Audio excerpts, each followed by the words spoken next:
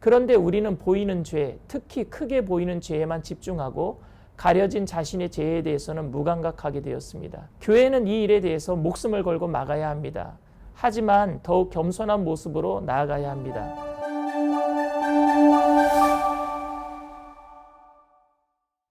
할렐루야, 안녕하세요. 설교에 묻다 시간입니다. 오늘 질문은 기독교는 왜 차별금지법과 평등법을 반대해야 하는지, 그리고 기독교인들은 이런 법들을 어떤 시각으로 바라보아야 할지 알려주세요 라고 질문하셨습니다. 제가 미국에서 사역하는 동안 미국에서는 2015년에 미국 전역에서 동성결혼을 합법화했습니다. 그러나 주마다 주법으로 이것을 인정한 주도 있고 아직 인정하지 않은 주도 있습니다. 제가 살던 네브라스카주는 전통적인 보수주의가 강세였고 루터란 교회가 많았기에 동성결혼을 주법으로 합법화하지는 않았습니다. 그런데 동성결혼을 인정한 주에서는 동성애자들에 의해서 일반인들이 역차별당하는 일들이 일어나기 시작했습니다. 오레곤주에 사는 아론 클라인과 멜리사 클라인 부부는 빵집을 운영하는데 레즈비언 커플의 웨딩 케이크 제작을 거부했다고 15만 달러, 하나로는 약 1억 8천만 원 정도의 벌금을 물게 되었다라는 허밍턴 포스트 USA 뉴스를 본 적이 있습니다. 그리고 PCUSA 미국 장로교단은 그 동성애법을 인정하고 교단 내에서 그것을 인정하지 않는 목사는 교회의 모든 재산을 포기하고 교단에서 나가라고 했고, 성경 말씀에 양심을 지키려고 했던 뉴저지 필그림 교회 양충길 목사님은 1200만 달러, 약 하나로 128억 원 상당의 예배당을 포기하고 700명의 성도와 거리로 나가게 되었습니다. 교인들의 헌금으로 세워진 교회라도 미국 장로교단의 PCUSA는 교단장이 유능한 변호사 출신으로 모든 법적 조치가 교단에 유리하게 만들어 놓았기 때문에 교회를 빼앗기는 이런 일들이 벌어지고 만 것입니다. 왜 이런 일들이 벌어지고 있는 것입니까? 그것은 정치 조직이 동성애자들의 편을 들고 있기 때문입니다.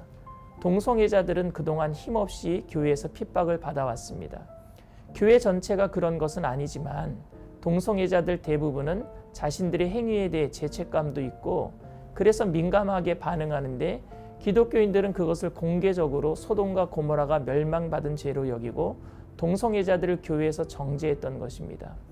그래서 그들은 복수하기로 결단하고 돈을 버는 일에 온 힘을 다했습니다. 그래서 성공한 정치인, 기업가, 예술가, 문화업계에 종사하는 여러 동성애자들이 미국의 수도 워싱턴 DC에 와서 살기 시작했습니다. 그리고 정치인들의 후원단체를 만들어 자신들과 관계를 돈독하게 하였습니다. 결국 도움을 많이 받은 정치인들은 동성애자들의 이야기에 귀를 기울이고 그들의 편을 들어주게 되었고 동성애법을 통과시키게 된 것입니다. 또한 동성애자들에게 지원을 받지 않은 정치인이 아니더라도 그들에게 동조하는 사람들과 자유주의 교단은 인간 존엄성이라는 미명 아래 하나님의 말씀을 옛날 문서에 기록된 글자 정도로 전락시키고 말았습니다. 이렇게 세상이 동성애자들을 옹호하게 된 이유 중에 가장 근본적인 이유가 교회가 힘으로 그들을 치리하려고 했던 것에 있다고 생각합니다. 세상이 힘으로 변화된다라고는 생각하지 않습니다. 물론 성경에 위배되는 행위에 대해서는 신앙적 양심을 가지고 반대해야 합니다. 그러나 힘으로 반대해서 그것을 못하게 하는 것은 성경적 방법이 아니라고 생각합니다. 기독교가 진짜 선한 영향력을 발휘했던 때는 기독교가 힘을 가지고 있던 시기가 아니라 탄압을 받고 죽임을 당하고 오히려 세상의 힘의 먹잇감이 되었던 때였습니다. 그럼에도 교인들은 소망의 이유 되신 예수님으로 인해 기쁨과 감사함으로 세상을 변화시켰습니다. 그러나 교회가 힘을 가지게 되면서부터 정교 밀착이 이루어지고 부정을 저지르게 되었습니다.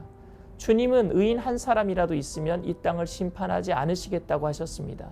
예레미야 5장 1절에 보면 너희는 예루살렘 거리로 빨리 다니며 그 넓은 거리에서 찾아보고 알라. 너희가 만일 정의를 행하며 진리를 구하는 자를 한 사람이라도 찾으면 내가 이 성읍을 용서하리라. 왜 하나님은 죄인보다 의인에게 집중하고 계시나요? 소돔과 고모라의 멸망 원인도 의인 10명이 없었기 때문이지 소돔과 고모라의 동성애 죄는 두 번째 문제였습니다. 그 이유는 의인이 있으면 죄인들이 변화될 수 있기 때문입니다. 그런데 우리는 힘을 가지게 되면서 의인으로 살아가기보다는 죄인들과의 차별을 이야기하고 죄인들을 정죄하기 시작했습니다. 그래서 결국 죄인들의 역공이 시작된 것입니다. 사실은 동성애의 죄도 죄고 마음으로 음욕을 품은 죄도 죄고요. 살인한 죄도 죄고 형제를 미워하는 죄도 살인한 죄고요. 모든 죄는 주님 앞에서 똑같은 것입니다. 죄는 크고 작은 죄가 따로 존재하는 것이 아닌 주님 앞에서 스스로 주인으로 살아가려고 하는 모든 행위가 죄입니다. 그런데 우리는 보이는 죄, 특히 크게 보이는 죄에만 집중하고 가려진 자신의 죄에 대해서는 무감각하게 되었습니다.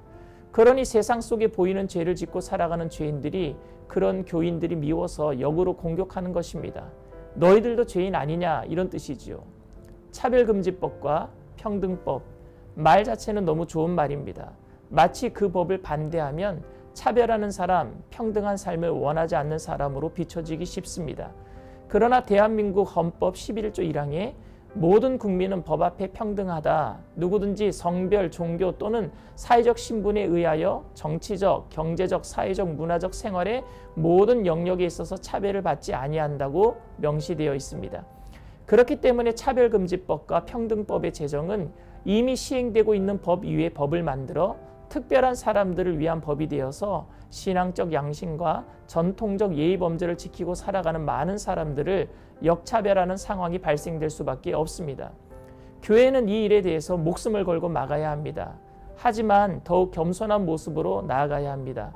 동성애자들과 그들을 지지하는 정치 세력과 단체들과 갈등 구조가 아닌 일관성이 있는 사랑으로 교회는 그들을 끌어안아야 합니다. 죄를 미워하지만 죄인을 사랑하셨던 예수 그리스도의 사랑이 이 사회에 굴곡진 삶을 살아가고 있는 사람들에게 전해져야 합니다. 시간이 오래 걸릴 것입니다. 교회가 세상에 기대감을 주지 못했던 시간만큼이나 오래 걸릴지 모릅니다. 아니면 양치기 소년처럼 더 이상 믿을 수 없는 말을 하는 것을 믿게 해야 하는 어려움도 있을지 모릅니다. 그래도 교회는 포기하지 말고 일관성 있게 예수님의 모습을 닮아감으로 끊임없이 온유와 겸손함으로 주님의 사랑을 전해야 합니다.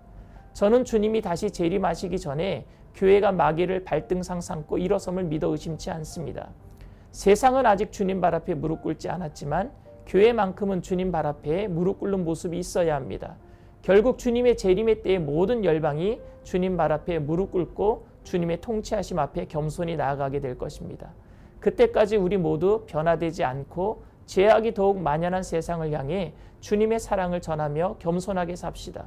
온 우주의 권세를 가지셨지만 죄악된 세상을 위해 모든 힘을 내려놓으신 십자가를 지신 주님의 사랑을 가지고 삽시다.